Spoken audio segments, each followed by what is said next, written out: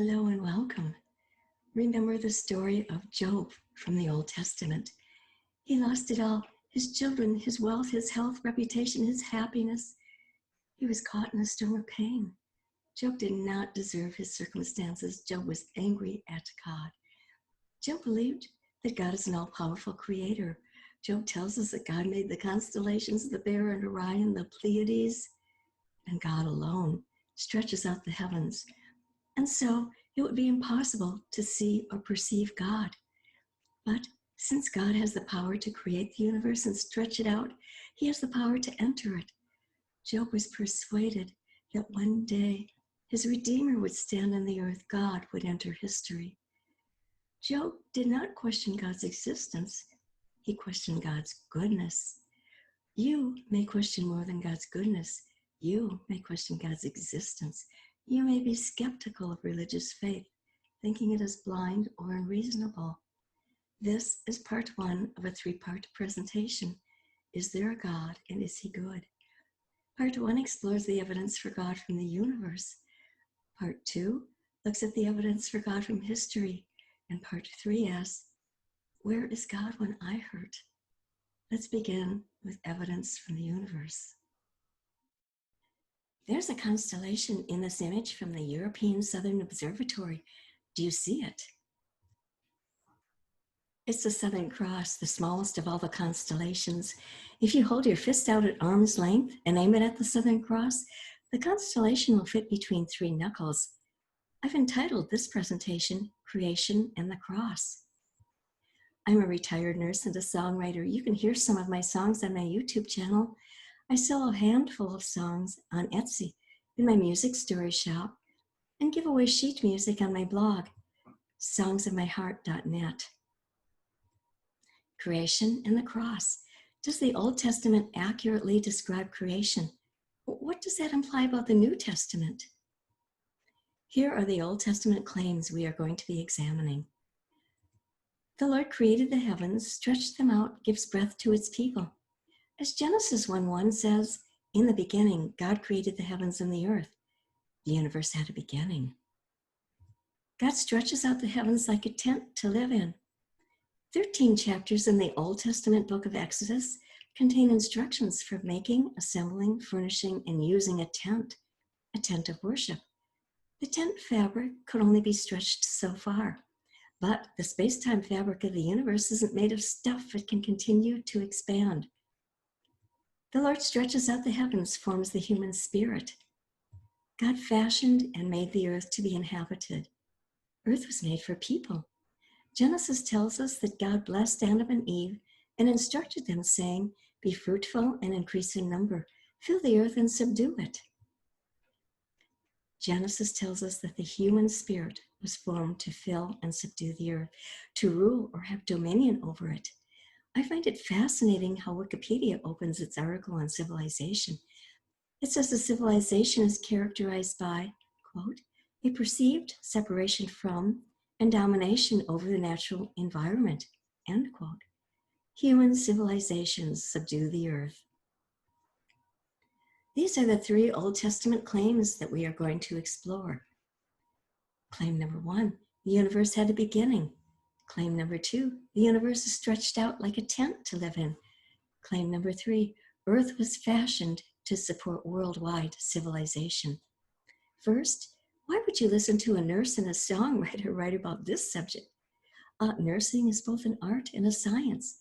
We use a modified scientific method to solve health-related problems, a method that we're going to use today. The nursing process is sometimes pictured like this. We assess the patient, identify the health problem, and formulate a plan of action, that is, decide how we're going to manage the problem. Our plan of action must have a scientific backing. That is, there must be clear and convincing evidence that the plan will work. We implement the plan and evaluate the results.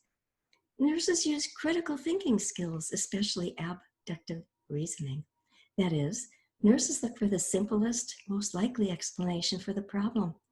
We supplement assessment with intuition. Let me give you a couple examples. When my oldest child was an infant, she developed a high fever. I called our pediatrician.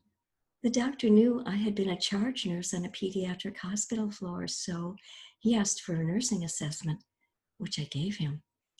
Based on my assessment, he said he didn't need to see Jennifer. He reminded me that nurses know how to problem solve a high fever. Caring for her was within the scope of my practice. When Jennifer was older, I supervised the nursing department of a private social service agency. We cared for teenage boys in a residential setting. One morning, our residential staff called saying that one of their boys was vomiting. I asked, what kind of stuff is he throwing up? Did he eat something that disagreed with him? Are any others in the house sick? They answered my questions. I made sure the staff knew our agency's protocols for vomiting. 10 minutes later, the staff called back saying he still had an upset stomach. I was not surprised. I asked for more information, which they gave me. Again, I made sure they were following our agency's protocols. 10 minutes later, they called again. This time, I insisted on talking with the teenager. I did a nursing assessment over the phone. Then intuition kicked in. I thought he might have appendicitis. Diagnosing and treating appendicitis is outside the scope of nursing practice. I asked the staff to bring him to ER for medical assessment. He was admitted to the hospital and had an appendectomy. I used a standard of proof scale to formulate a plan of action. This standard of proof diagram is from the Criminal Defense Wiki. It goes from the smallest amount of evidence possible to proof beyond a shadow of a doubt, a standard that may be legally impossible to achieve. Based on the evidence I had available, I had a reasonable suspicion that the young man had appendicitis. Surgery was scheduled based on clear and convincing evidence for appendicitis. Now, if you ever serve on a jury, you are expected to weigh evidence on a standard of proof scale. I've served on 2 grand juries. Grand juries indict based on probable cause. It takes 9 yes votes to issue a bill of indictment. Then the accused goes to trial. Trial juries need proof beyond a reasonable doubt to convict. One grand jury I served on was asked if there was probable cause to indict for vehicular manslaughter. We listened to expert testimony and had our questions about the accident answered, but we didn't even hear a scintilla of evidence to indict. Here's why. A bicycle and a car collided. The bicyclist, gravely injured, had subsequently died. Did the car or the bicycle have the right-of-way? Was the bicycle in front of the car and the car rammed it? Or was the car in front of the bicycle and the bicycle rammed it? We weren't told. There were no witnesses to the accident. In this kind of accident, we reasoned, the car would be damaged, was it? We weren't told. The grand jury has the right to subpoena witnesses and documents. We issued a subpoena for photographs of the accident, and the next week examined them closely. Except for the passenger's side, the car looked brand new. The passenger's door had fresh scratch marks and indentations that corresponded to the damaged bicycle. Tragically, the bicycle failed to stop for the car. Based on photographic evidence, we voted no bill. We can test Old Testament claims using photographic evidence. This is an amazing photograph of the Southern Cross and the star field behind it. The Old Testament says the heavens declare the glory of God. According to the New Testament, God's glory is full of grace and truth. The heavens declare truth. The Old Testament also says the moon is God's faithful witness in the sky. On a standard of proof scale, the universe will provide clear and convincing evidence of God's glory. Photographs and images will radiate truth about God. Physicists and cosmologists use photographs and images to measure the universe. Measuring the universe based on photographs is outside the scope of my practice. And unless you are a physicist or cosmologist, it's probably outside of yours too. Based on images and photographs, what have the scientists concluded? Do their conclusions support or negate these 3 Old Testament claims? Where does the evidence fall on the standard of proof scale? It is within the scope of our practice as jurors to weigh their evidence and decide. For centuries, people believed the universe is eternal. Not so, said the Old Testament. The universe had a beginning. What standard of proof would convince scientists that the Bible got it right? April 24, 1992, the paperboy tossed the Chicago Trib on our driveway. This is what we saw. God made front page headlines. It's a little tattered, but you can clearly read, NASA satellite discovery is like looking at God. Amazing, what is this about? 2.5 years previous, NASA had launched its Cosmic Background Explorer satellite, known as COBE, into orbit. Images taken by the satellite matched what was predicted if the universe had a beginning. NASA described COBE this way, quote, the mission ushered cosmologists into a new era of precision measurements, end quote. George Smoot, leader of the research, is quoted in the headline. It's like looking at God, he said. Elsewhere he said, quote, there is no doubt that a parallel exists between the Big Bang as an event and the Christian notion of creation from nothing, end quote. Did the universe have a beginning? COBE says yes. COBE took an image of the cosmic microwave background that permeates the entire sky. The physicists who studied it concluded that it was the afterglow of the universe's beginning. Smoot received the 2006 Nobel Prize in Physics for this discovery. It looks to me like measurements from COBE would be proof beyond a reasonable doubt. This is COBE's picture of the oldest light in the universe. It's rather fuzzy. While it was clear that the universe had a beginning, other features of the universe were open to wild speculations. So NASA wanted a crisper image. 9 years later, NASA launched Wilkinson Microwave Anisotropy Probe, known as WMAP. WMAP collected data from 2001 to 2010 and produced this image of the oldest light in the universe. This is how NASA described the final release of data in 2012.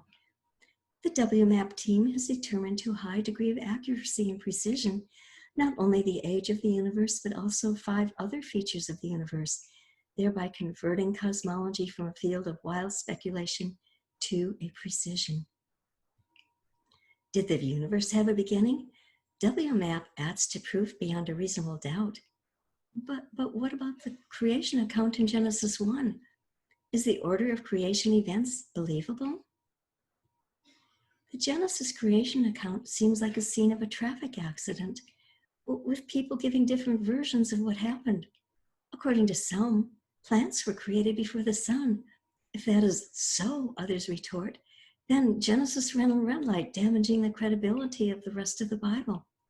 Oh, but wait, Genesis 1 says there was an eyewitness to the creation events. The Spirit of God was on the surface of the water that covered a formless and empty earth. He saw darkness. Psalms tells us that primordial earth was a water world. The book of Job tells us that clouds covered primordial earth like a garment. Wrapping it in thick darkness, sunlight couldn't penetrate the clouds. The earth was wet. The sky was dark. The first creation miracle transformed Earth's atmosphere so that a little bit of sunshine could reach the surface of the ocean where God's Spirit was working. I put the creation account in Genesis 1 to music. You'll need to watch the scene closely to read the lyrics as the song is playing. There are 11 creation events from Genesis, 1 in the song. Can you find them?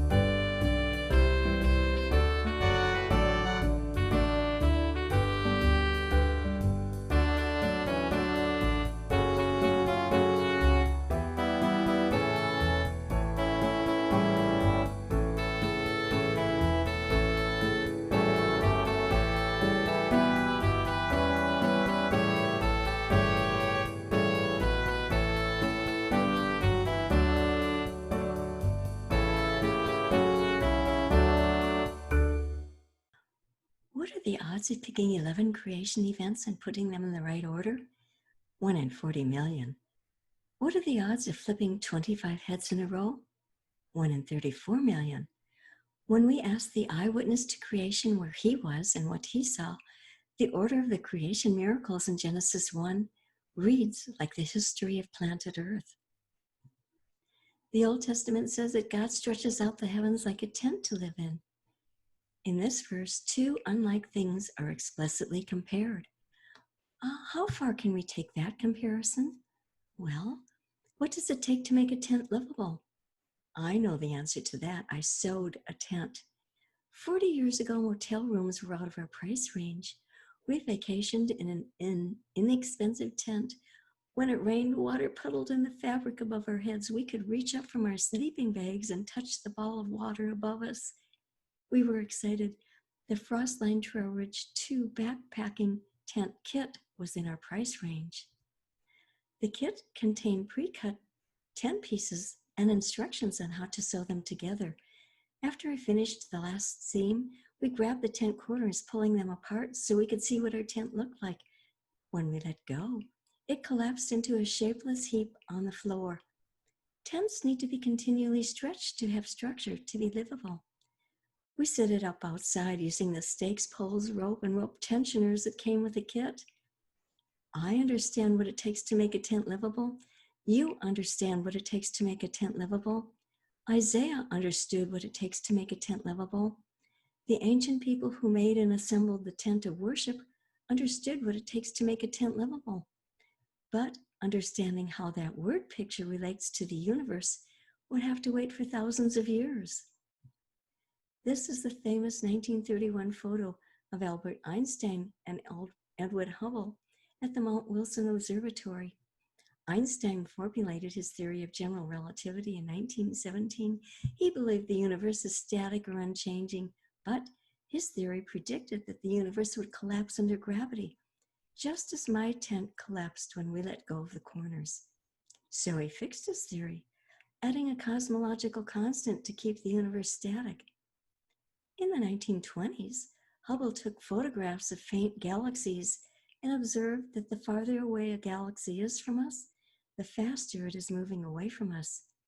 Hubble's pictures implied an expanding universe, but Einstein fiercely resisted that idea. Then, in 1927, Georges Lemaitre removed Einstein's cosmological constant from general relativity. Then, based on general relativity and Hubble's observations, Lemaitre concluded that the universe is expanding. Einstein eventually relented. He withdrew his cosmological constant. He looked through Hubble's telescope. A year later, he proposed an eternally expanding universe, a model that was generally accepted until Kobe proved him wrong. The expanding universe is not eternal. It had a beginning. Is the universe expanding? Faint galaxies say probably. General relativity and Hubble's images were enough to convince Einstein, but Hubble urged caution. Although he used the biggest telescope of his day, he only had photographs of 24 faint galaxies. He wanted his measurements confirmed by more data. I put this evidence at probable cause. Images from bigger and better telescopes continued to confirm that the universe is expanding. In the 1990s, 3 astronomers believed gravity was slowing down the expansion rate of the universe. They wanted to know by how much. They used the Hubble Space Telescope to precisely measure about 300 exploding stars in far-flung galaxies. What they discovered came as a shock. The expansion rate is not slowing down, it is speeding up. They were awarded the 2011 Nobel Prize in Physics for their 1998 discovery, a discovery that has been called an earth-shattering revelation. One scientist said, "It is a discovery that's bigger than the prize itself." Whatever is causing the rate to speed up is a mystery that is being researched today. Is the universe expanding? Faraway stars say yes. This looks like proof beyond a reasonable doubt. Did you know that there are more verses in the Old Testament saying the universe is being stretched out? Then there are verses saying it was created. I set the Isaiah passage to music and included other Old Testament verses in the song. See if you can count how many stretching out verses are in the song.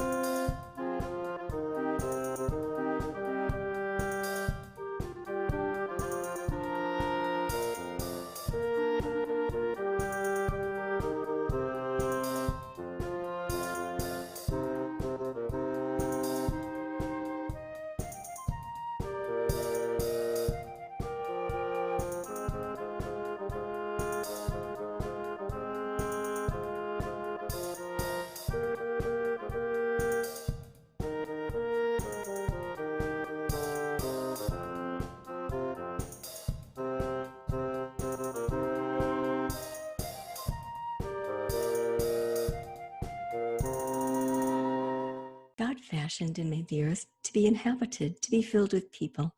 The first couple were to multiply, fill the earth, and subdue it. God packed the earth with enough resources for worldwide civilization. The book of Isaiah dates from 740 BC to 680 BC. What civilizations were around then? The Mesopotamians were. They existed from 3500 BC to 539 BC. Isaiah felt their influence. We still feel their influence. They give us writing and the wheel. When Isaiah wrote his book, the world's population was less than 100 million. As of May 2020, the world's population was 7.8 billion. For this to happen, three very unlikely things must be true. The universe as a whole must support life. The galaxy, sun, earth, moon system must support complex life. Earth must support worldwide human civilization. The universe as a whole must support life. This is the anthropic principle. The anthropic principle is a philosophical claim. It acknowledges two things. One, we observe the universe. Two, our existence is proof that the universe allows creatures like us to come into existence. We are testing three biblical claims using photographs.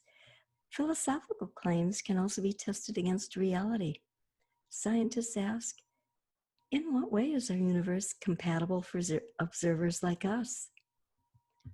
Physicist Phil Davies answers, the really amazing thing is not that life on Earth is balanced on a knife edge, but that the entire universe is balanced on a knife edge and would be total chaos if any of the natural constraints were off even slightly.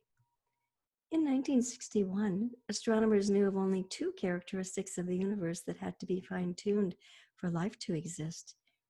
By 2009, the list had grown to 140 features of the universe, including the laws of physics.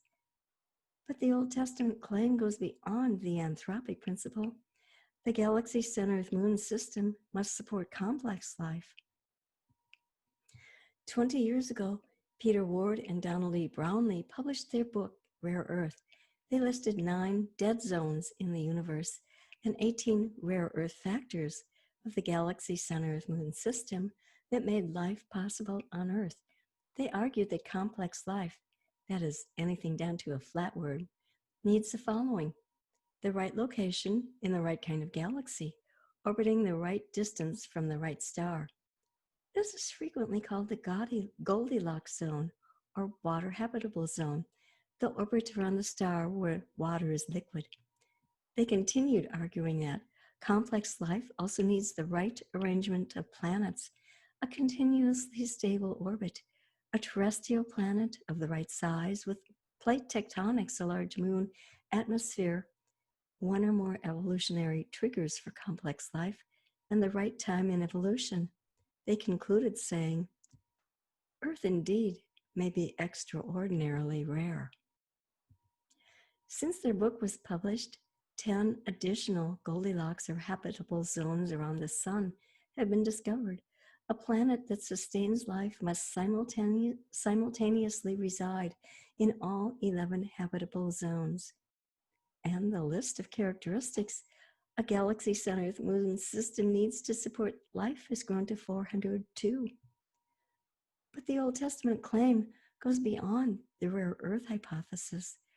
Earth must support worldwide civilization, and that requires a planet packed with natural resources. This night sky map from NASA shows the extent to which civilization has filled the Earth. Cities all over the globe light up the night. Isaiah would have been astounded by this. Think of the natural resources required to build, power, and sustain this. We'll zoom in on the US. Now imagine the resources required to make this night sky map. Worldwide civilization? NASA night sky map says yes. This looks to me like proof beyond a reasonable doubt. Earth was fashioned to support worldwide civilization. Sustaining worldwide civilization will depend on how wisely we manage our resources.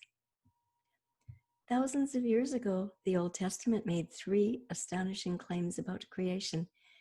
The universe had a beginning. The universe is stretched out like a tent to live in. Earth was fashioned to support worldwide civilizations. Telescopes and satellites have photographed the universe and Earth. We can study the pictures. We can put the Old Testament claims to a test based on the images and photographs we've looked at. Where would you put these claims on a standard of proof scale? Since the Old Testament got it right about creation, it's worth considering what the New Testament says about the Creator. He loves us so much that he became a man, died in our place, was buried and raised from the dead, and has the power to create his life in us.